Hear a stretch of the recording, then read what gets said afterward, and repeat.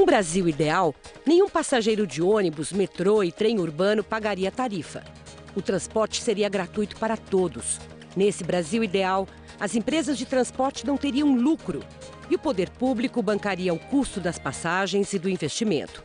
Talvez, nesse país, também não houvesse inflação, nem o preço do combustível estivesse sujeito ao preço internacional. E as cidades não tivessem tantas demandas. Ideais são a própria razão de ser dos movimentos sociais que buscam um bem coletivo a ser atingido mais adiante depois do convencimento da maioria e dos poderosos. Porém, a que custo? A que preço? Na tensa vida da metrópole, já alarmada com a violência cotidiana, o trânsito, o despreparo policial, as desigualdades, qual é o limite da expressão de manifestações que deixam rastros de agressividade, depredação e medo por onde passam? O que mudou na tática dos movimentos de massa que em outras gerações conquistaram a anistia, as diretas, o impeachment, reunindo muito mais gente e com efeitos bem mais amplos? Seria a partidarização dos movimentos? A falta de mecanismos mais eficientes de negociação? Quantos e quem são os radicais que estão pegando carona no movimento por tarifas de transporte sem aumento ou tarifa zero? Em artigo publicado na Folha de São Paulo, nesta quinta-feira, militantes dizem que o movimento pela revogação do reajuste se transformou em revolta popular por causa do impacto que teve no bolso. Por isso, eles admitem, abre aspas, as manifestações extrapolaram os limites do próprio movimento. Fecha aspas. Para falar dessas manifestações, recebemos Fernando Luiz Schiller, cientista político, diretor do IBMEC do Rio de Janeiro, e Lúcio Flávio de Almeida, coordenador do Núcleo de Estudos de Ideologias e Lutas Sociais da PUC de São Paulo. Sejam muito bem-vindos. Obrigado. No final desse dia tenso em São Paulo e agora no Rio de Janeiro à noite também. E eu começo perguntando se vocês concordam com isso que o próprio movimento está dizendo, que ele cresceu, ele extrapolou e ele virou uma revolta popular, digamos, difusa. Vocês concordam com isso ou nós estamos numa fase anterior a isso? O que vocês acham? Olha, Mônica, casualmente ontem no Fronteiras do Pensamento nós recebemos o Manuel Castells, que é um dos grandes sociólogos contemporâneos, que exatamente trata do impacto da tecnologia, das redes sociais, nos movimentos sociais globais, que tem objetos difusos, não é? Você tem desde a Primavera Árabe até o Occupy Nova York e assim por diante no mundo inteiro, que são basicamente, primeiro, são muito marginais em relação ao sistema político tradicional. Não é? Aqui no Brasil isso é acentuado pelo fato de que o grande partido de esquerda brasileiro, que é o PT, está no governo. Não é? Então, boa parte dos movimentos sociais brasileiros atrelados, né, como a UNE, por exemplo, nós somos estudantes hoje, é quase uma subsidiária do governo, não faz movimentos sociais. Tá?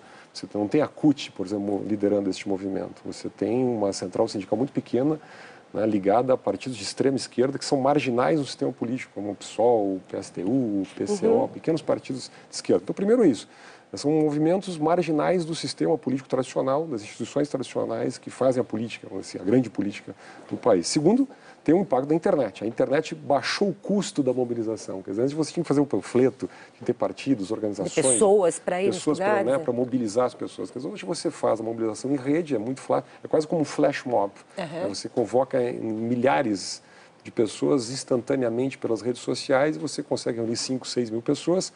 Aí você confronta a lei, gera a situação civil.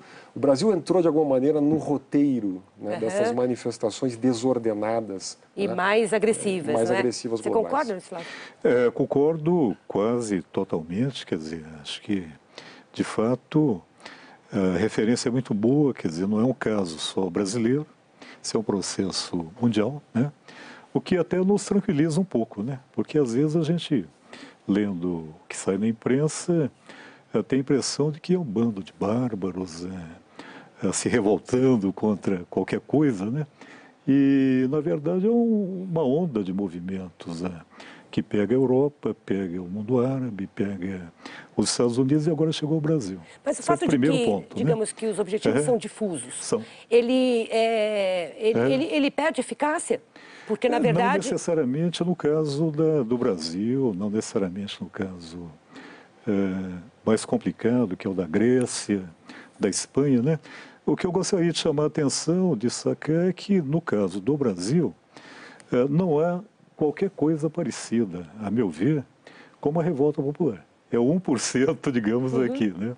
Eu não concordo, eu acho que esse movimento, comparado a movimentos do mesmo tipo, sem o dispositivo da internet, que houve no Brasil desde a República Velha, né? Por questão de transporte coletivo, essa coisa todinha, é um movimento muito pacífico, muito criativo. Tem um caráter simbólico muito grande, se organizam de maneira, pela primeira vez, digamos, num confronto com o governo, né? Chegou a internet, chegou o Facebook, etc. Então, né? E tem usado com muita criatividade. Agora, o que me preocupa é exatamente essa situação de marginalidade em relação ao sistema político. Ou seja, se são marginais, ou alguma coisa está errada com eles, ou alguma coisa está errada com o sistema político. Como isso acontece nos Estados Unidos, se eles alegarem que são os 99%, e apenas 1% é representando, como o pessoal do Occupy nos Estados Unidos, né? Ou na Espanha, os indignados, nós temos talvez uma certa fadiga das instituições democráticas, né? E isso merece uma reflexão política, né? O meu receio Mas é que essa não é justamente uma das queixas do movimento, de dizer, o PT sempre foi o partido que mobilizou essas aspirações, que procurou a negociação e agora é o partido antagonista, né? Parece que tem um vazio aí nessa coisa também, né? Agora, tem vários paradoxos nisso, é muito difícil você... Primeiro tem um tom ideológico, isto que não é um problema, mas... Preciso constatar, hoje um artigo na Folha de São Paulo, dos líderes do movimento, primeiro mostra que é um movimento liderado pela classe média universitária, né? Quem assina o documento é um jornalista, um músico, 2 estudantes, se não me engano, da USP, de História e de Direito. Não é? Quer dizer, não é um movimento dos trabalhadores, usuários do transporte coletivo, é um movimento, né, de partidos radicalizados, não é? Que lideram isso, que evidentemente se extrapola muito em função das redes sociais e assim por diante. Não é? Primeiro. Segundo, é um movimento que não tem uma tecnicidade, não apresenta uma alternativa para a política pública. Hoje a gente vê pelos jornais que você subsidiar a tarifa zero na cidade de São Paulo custaria 6 bilhões de reais, 14% do orçamento da prefeitura. Não é? Então, isso significa eliminar uma série de investimentos. Quer dizer, não se discute se isso é viável, se isso é tecnicamente correto. O Brasil tem um sistema de subsídios com, né, o passe, o cartão, né, o Vale Transporte, tem a tarifa para o idoso, isenção, tem meia para o estudante. O sistema tem isenções focalizadas. Então, isso é uma situação complicada que não é feita. O movimento, ele... Mais complementos que a própria prefeitura faz ao transporte diretamente, né? A campanha, o movimento, etc., ele simplifica isso. Ele diz, olha, tarifa zero para todo mundo, os ricos são ruins, os pobres são corretos, os empresários são ruins, nós somos os bons, a sociedade, os pequenos contra os grandes, né, os de baixo contra os de cima. A clássica simplificação da ideologia, que é ruim para o debate democrático, na minha opinião, é ruim para... Você não acha que quando não é também simplificação, considerar este movimento como levado por vândalos? Não, eu acho que a simplificação maior da parte daqueles que reprimem o movimento. Mas o que você acha? Esse vandalismo é uma franja do movimento? Mas eu diria que sim. São caronistas que... Os próprios dirigentes do movimento, aos quais eu não atribuo tanta capacidade de mobilização, porque eles estão aí há mais tempo, e nunca tanta gente se mobilizou, eles afirmam que não os interessa qualquer forma de violência. Agora, tem um problema aí, na medida em que esse movimento cresce, uma coisa é você trabalhar com 500 pessoas que você conhece, etc. Então, se o movimento cresce, é claro que ele se diversifica. E nós padecemos... Escapa ao controle, né? Sim, até porque nós não temos uma cultura, há muito tempo, de ação coletiva. Nós vivemos décadas com nossos jovens aprendendo a tentar resolver pessoalmente problemas que são sociais, né? Agora, de repente, eu acho que é um ponto positivo, ações coletivas que colocam em pauta questões como transporte coletivo de boa qualidade. É um dado de realidade que o preço é elevado. É um dado de realidade que a opção rodoviária no Brasil, ela está à beira do colapso. Isso não é coisa do Alckmin, já não nem do ultrapassamos Haddad, esse né? ponto, né? Isso vem dos anos JK, né? É mais de meio século de uma opção catastrófica que só não vê quem não quer. Isso não é ideológico. é tão ideológico como menos ideológico do que falar que são vândalos. Pelo contrário, eles estão colocando na pauta política questões candentes e questões profundas, questões que não são de curto prazo. Não são de curto prazo. Eu acho, primeiro, eu acho que é lamentável que o sistema político não tenha, digamos, canais de veiculação das demandas que se colocam agora. Não, eu acho que problemas existem em qualquer... E primeiro, isso não é um privilégio do primeiro mundo ou do terceiro mundo. Isso acontece na Europa, nos Estados Unidos, no Chile recentemente. Eu acho ótimo você falar isso, porque cria aquela... Está criando a impressão de que é só no Brasil, isso que não é muito grave. Um problema de incivilidade política, de deseducação política. Vandalismo. Sociedades que têm um alto índice de escolaridade, aconteceu processos muito parecidos. Quer dizer, sociedades autoritárias e democráticas, não é? Elas têm esse tipo de movimento. Então, não há nenhum privilégio nesse sentido, não é nada excepcional. Eu acho que a sociedade precisa saber lidar com esse tema, né? Agora, eu acho que também nós, como sociedade, não devemos tolerar violência. Né? Então, acho que foram cometidos atos de vandalismo, como eventualmente hoje foram cometidos excessos por parte da polícia. Deixa até algumas imagens que a gente pode mostrando. Se me permitir, a sociedade precisa, para defender exatamente o direito à manifestação, o direito à liberdade de expressão tão duramente conquistado no Brasil, tem que aprender a se manifestar. Tem que aprender os limites da lei, do direito, do respeito à propriedade, do respeito ao bem público, do respeito à ordem. Mas, ao mesmo tempo, da maneira como vocês colocaram aqui, que eu achei bem interessante, de que esse é um fenômeno que extrapola o Brasil, é um fenômeno quase global, há protestos e semelhantes em várias partes do mundo, e também, digamos, o tratamento da repressão, da dispersão, do controle de polícia também é bastante parecido. A reação é muito agressiva, despreparada para este tipo de mobilização que surgiu agora. Hoje, durante o movimento, a Polícia Militar chegou a ter momentos de enfrentamento em que a iniciativa, pelos relatos, foi dela, né? Ela que precipitou alguns que acaba criando um caldo faz ferver mais ainda o caldo, gera mais legitimidade para quem eventualmente não tem legitimidade. Isso é um erro de procedimento. A passeata começou tranquila, como a gente viu. Ela começou... não são armadas. E eles diziam, sem violência, sem violência. As pessoas que estavam lá ouviram. E, de repente, o armamento está concentrado de um outro lado. Está do lado da polícia. Eu acho que aí... Eu não estou vendo jovens com fuzis, metralhadoras. Agora estou vendo policiais pesadamente armados. E houve jornalistas agredidos, que se feriram. E amanhã, provavelmente, o balanço de feridos hoje deve ser bem... De hoje devem ser bem mais alentado. Então, qual é a análise do outro lado, digamos? Vamos fazer uma análise aqui. Existem regras na cidade de São Paulo, eu moro no Rio de Janeiro, sou gaúcho, mas vivo muito em São Paulo, para manifestações públicas, não é? Que não impeça por uma Avenida Paulista, não pode fazer a manifestação na Avenida, não pode trancar o trânsito da Avenida Paulista, porque tem hospitais, tem 7 hospitais importantes, precisa ter liberdade de acesso. Então, eu acho que a gente tem que ter um pouco assim de coragem para dizer que a lei precisa ser respeitada, o direito precisa ser respeitado, para que a democracia valha para todos, né? Então, a manifestação é óbvio que ela é legítima, pode ser feita nos locais adequados, da maneira adequada, pode ser, inclusive, comunicada por isso. A entrevista hoje na Folha de São Paulo do policial, esse que acabou recebendo a pedrada ontem, é muito ilustrativo. Ele diz, olha, os policiais estão ali para, inclusive, dar cobertura a uma passeata, a uma manifestação, quando isso for combinado, quando isso for acertado.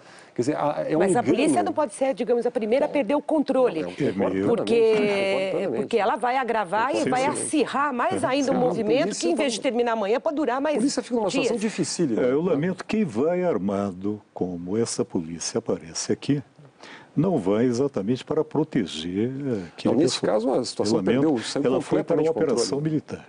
Tem uma polícia militar, eu não sei o que uma polícia militar vai fazer em um local como esse, eu nem sei porque existe polícia militar no Brasil.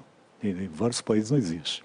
Essa disputa sobre se os movimentos devem ocupar o centro ou a periferia, ela se dá em todas as grandes capitais do mundo. Em Paris também, a polícia tenta jogar para a periferia da cidade. É claro que os movimentos tentam ocupar o centro da cidade. Inclusive, interrompem o transporte coletivo, né? Quantas vezes em Paris, qualquer brasileiro que vai lá, deixa de pegar o metrô em determinado horário, o clichê já aparece. O metrô não está funcionando devido ao movimento social. A expressão é exatamente esta, de pai para filho, desde há muito tempo. Né? Agora, que parece a sorte lá é que o metrô é uma rede formidável e as pessoas podem passar por baixo sem nem ver a manifestação. Eis um ponto fundamental, quer dizer, veja, este movimento coloca em xeque a política de transporte urbano do Brasil. E, particularmente, São Paulo é caro, é ineficaz, não tem metrô, 3 aeroportos sem rede de metrô, trem de superfície, congestionamento, com ou sem manifestação coletiva, é um problema chegar aos hospitais perto da Paulista. Quer dizer, isso implica uma discussão de longo prazo, como você está dizendo, que passa por uma política, inclusive, de transporte coletivo, que é a única saída para o congestionamento urbano. Uma grande filósofa contemporânea chamada Hannah Arendt, falava, tem um livro clássico dela chamado A Revolução. Fazer a revolução muitas vezes é fácil. Você fazer uma grande manifestação, parar o centro de São Paulo, criar uma espetacularidade da violência. Agora, propor políticas públicas, ou seja, passar a construção de um novo modelo, propor uma alternativa que seja, por exemplo, que diga, bom, como é que a gente vai arrumar 6 bilhões de reais? Como é que a gente vai focalizar políticas públicas? Como é que vai se reordenar o sistema de tráfego? O governo federal, por exemplo, ele incentiva a compra de automóveis, baixa o preço do automóvel. Sim, mas reduz exatamente. As ruas, né, estão congestionadas, o país apostou no modelo viável. Reduzir já é exatamente, está em colapso. Quer dizer, eu concordo inteiramente com o professor quando ele diz a estrutura do sistema viário brasileiro, urbanístico, é completamente falível. E o governo insiste em financiar os governos. E o governo da prefeitura também. Não só esse governo, né? Não só este governo.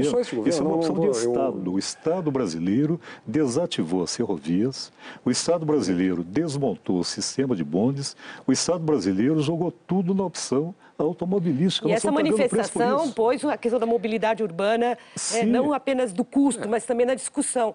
Por outro lado, o prefeito Haddad se recolheu, quer dizer, fez declarações ambíguas, dizendo, no final das contas, que não vai negociar. Esse ponto é fundamental. Eu gostaria de tocar nisso, porque, veja, primeiro que, a meu ver, não existe uma revolução, quer dizer, Hannah Arendt, digamos, entre aspas também, né, com todas as aspas, né, nenhuma revolta popular. Né? Segundo, existem problemas reais, né, que dão embasamento a este movimento por todos os lados. Poluição, inviabilidade da solução automobilística, gastos com saúde, estão alegando prejuízo. É tensa e dá custos, inclusive. Né? Quando eu falo em 100 mil reais de vandalismo, eu fico pensando qual é o prejuízo de um congestionamento diário da cidade de São Paulo, em termos de vidas humanas, em termos de poluição. Agora, no Rio Grande do Sul, esse movimento foi vitorioso, em outras cidades também, né? Foi vitorioso lá. Agora, primeiro, duas considerações. Primeiro, eu não acho que, pelo fato de que existam problemas sociais, aqui eu permito estar discordado do professor. Bom, mas ele existe, né? Vamos chegar lá. Quer dizer, não é uma ideologia que, de repente, criou problemas. As soluções que são propostas, o discurso que depois que ele vê as soluções. Ele é bastante ideológico, na minha visão. Quer dizer, só ler o artigo que você considera ideológico? A defesa, por exemplo, a crítica do lucro. A crítica do lucro, quer dizer, a ideia de que o transporte público deve ser administrado pelo Estado. O Estado se mostra... Então, mas defender o lucro acima do bem-estar o Estado é extremamente ineficiente para administrar o sistema educacional público gratuito, extremamente ineficiente para administrar o sistema de saúde público gratuito. Agora, por que ele seria eficiente para administrar um sistema viário público gratuito? O sistema de saúde é um discurso ideológico. Na minha opinião, é um discurso ideológico. O ponto central é o seguinte, que há problemas de toda a sorte na nossa sociedade, na vida urbana, etc. Agora, que as soluções serão apresentadas desta maneira, me parece um equívoco. Agora, na medida em que esta maneira é a maneira que está colocada no cenário paulista, no cenário carioca e em vários outros lugares onde as manifestações estão acontecendo, o que vocês acham que acontece daqui para frente? Quer dizer, governos cederão, governos apostarão no acirramento do movimento e o movimento cresce mais ainda a partir disso? Qual é a eficiência e a eficácia dos tratamentos possíveis agora diante dessa situação? Mas daqui a pouquinho, depois do intervalo.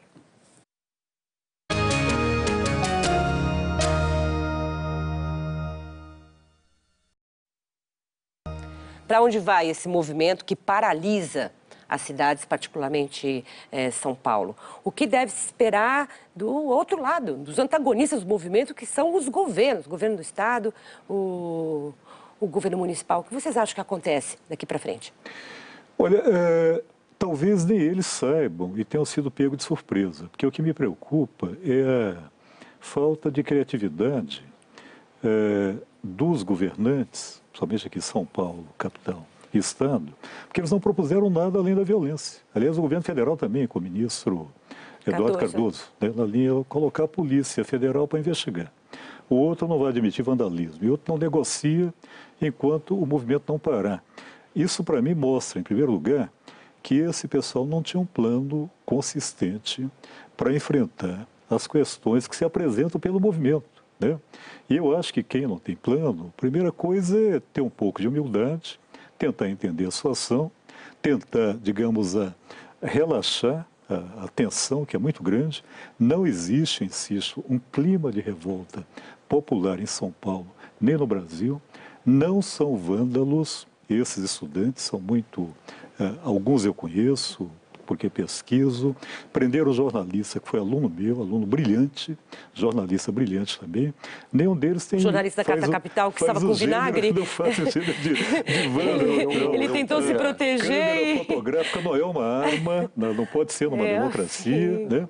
Então, acho que o que eu aguardo que ocorra é algum tipo de política de longo prazo, mas que acene para a perspectiva concreta agora. Ou seja, como é que quem promete o bilhete único mensal não usa isso para negociar agora com o movimento? Escuta, puxa o prazo para cá. Foi dito uma última frase para ser... Não, recursos, né? Mais de 40% do que o Estado brasileiro arrecada vai para pagamento da rolagem da dívida pública. É muito complicado falar que não há recursos para subsidiar melhor um transporte público de melhor qualidade. Eu acho que o problema estrutural existe, né? Mas eu queria aqui reafirmar algumas posições. Sim. Em primeiro lugar, haverá negociação.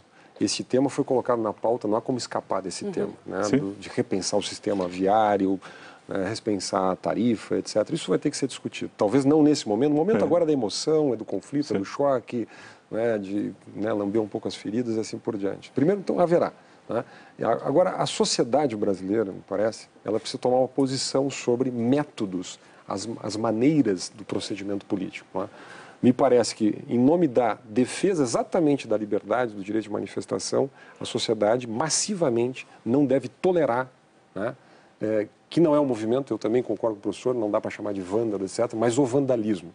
Quer dizer, você pega as cenas, você vê lá a destruição de 80 e tantos ônibus, você vê o apedrejamento, você vê o coquetel molotov, você pode ter, inclusive, excessos do ponto de vista da polícia, que também devem ser criticados, investigados, avaliados, punidos. Com certeza. Né? Agora, eu acho que a sociedade brasileira não pode aceitar que o Estado de Direito no Brasil, tão duramente conquistado, né, na redemocratização e assim por diante, ele seja desrespeitado, vilipendiado, jogado na sarjeta, né, em função de, vamos dizer assim, de movimentos que eventualmente têm causas justas, corretas, como bem colocou o professor, quer dizer, esse é um tema explosivo no Brasil, do ambiente urbano, etc., da qualidade do transporte público, assim por diante, né, e que acabam se perdendo numa disputa que vai levar para um lado negativo, né, etc. Então, a mim parece que haverá negociação. Acho que nessas condições os governos não devem recuar, na minha visão. Devem discutir, conversar, mas não recuar. Porque senão eles consagram um método de fazer política que não é democrático, que não é adequado, que é um pequeno grupo de pessoas, 5 mil pessoas, é um pequeníssimo número de pessoas, grupo de pessoas numa cidade como São Paulo, né? Que paralisam o trânsito de São Paulo, que causam uma violência brutal e que mudam a pauta política, que tensionam a política a um extremo que faz o governo recuar. Posso falar uma frase? Uma frase, porque nosso tempo acabou, infelizmente. Não é uma questão policial, é uma questão de relação entre o movimento social e democracia. Eu também não acho que nós estejamos diante do movimento social. A democracia brasileira, sim. Esse movimento social... Esse movimento é uma manifestação... Eu precisaria ter mais meia hora e eu adoraria ter, porque acho que apenas como a gente começou a, digamos, arranhar a superfície desse... democracia. Eu concordo inteiramente. A democracia exige limites e exige igualdade de procedimentos para todas as pessoas. A polícia, os manifestantes, para inclusive salvaguardar o direito à manifestação, legítima manifestação. Muito obrigada, Fernando. Tá, muito obrigada. Mas eu que agradeço. Muito obrigada a você também, que acompanhou, entre aspas, até aqui. A gente volta na terça-feira. Até lá.